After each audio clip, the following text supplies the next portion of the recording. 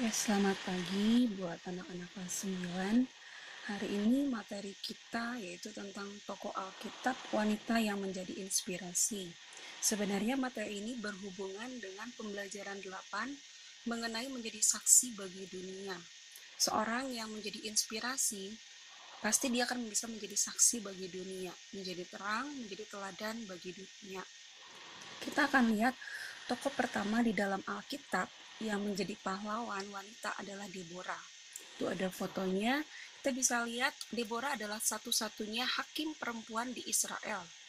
Jabatan hakim adalah jabatan tertinggi di Israel sebelum munculnya jabatan raja. Deborah ini adalah seorang pemimpin yang memimpin banyak laki-laki. Saat itu dia adalah seorang pemimpin hakim perempuan satu-satunya yang ada di Israel. Nah, kita lihat Deborah juga selain dia menjadi seorang pemimpin, selain menjadi hakim, Deborah juga adalah seorang nabiah. Kenapa disebut nabiah? Kalau untuk wanita itu nabiah, kalau untuk laki-laki itu cukup nabi. Itu perbedaannya. Nanti bisa baca dalam Hakim-Hakim pasal 4 ayat yang keempat.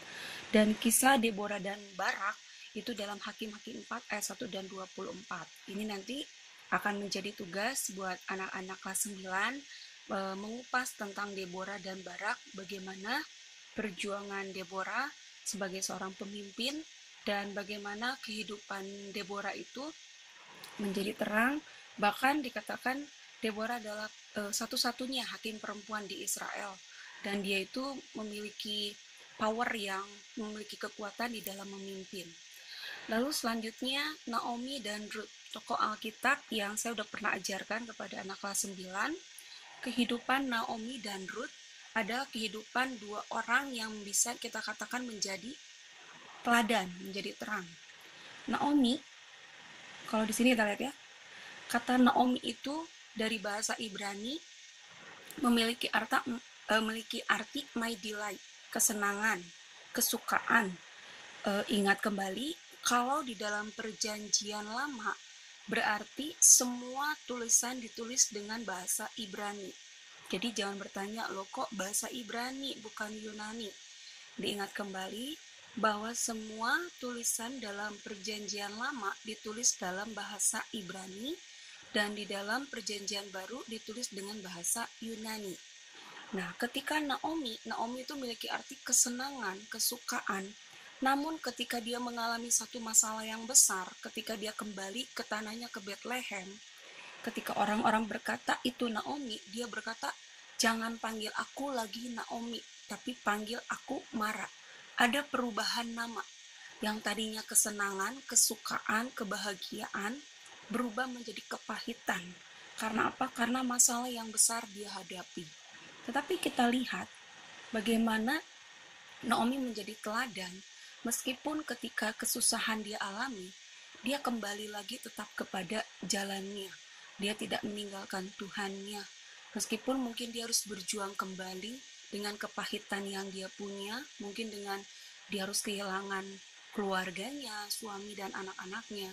Tetapi kita lihat ada seorang yang mendampingi Naomi yaitu Ruth.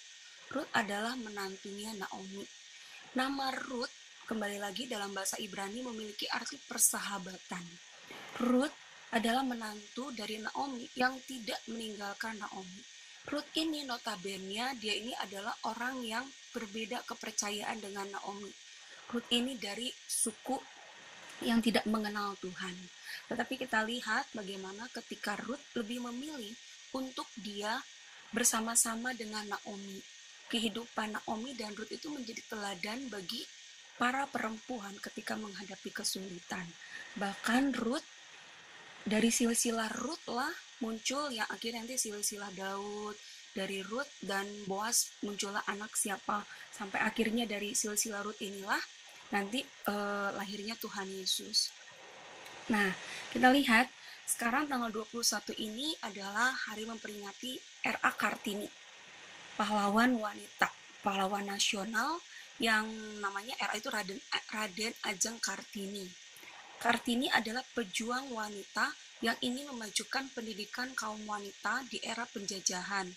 Kita tahu ya, mungkin ada filmnya, anak-anak semua udah pernah menonton, tapi kalau yang belum, pengen kalian tahu bahwa R.A. Kartinilah yang menjadi pencetus bagaimana dia itu memperjuangkan kaum wanita di era penjajahan untuk kaum wanita ini bisa maju. Di dalam pendidikan R.A. Kartini sangat sekali eh, ini ya, dalam pendidikan ini sangat sekali berjuang supaya wanita-wanita itu bukan hanya diam di dapur, cuman tahu memasak, cuman tahu mengurus rumah, tetapi R.A. Kartini membuat para wanita ini untuk mereka itu belajar membaca, menulis, bahkan melakukan hal-hal yang laki-laki bisa kerjakan, tetapi wanita juga bisa kerjakan. Kata-kata dalam buku tulisan R.A. Kartini, habis gelap terbitlah terang. Sebenarnya kalau kalian dalam Alkitab, ada kata di dalam gelap terbit terang. Bagi orang benar, pengasih, penyayang, dan yang adil. Jadi ketika kalian hidup di dalam kasih, penyayang, dan mau menjadi terang bagi sesama, maka kalian adalah pejuang-pejuang wanita, bahkan pria pun adalah pejuang-pejuang yang menjadi terang, menjadi teladan bagi saksi, bagi dunia.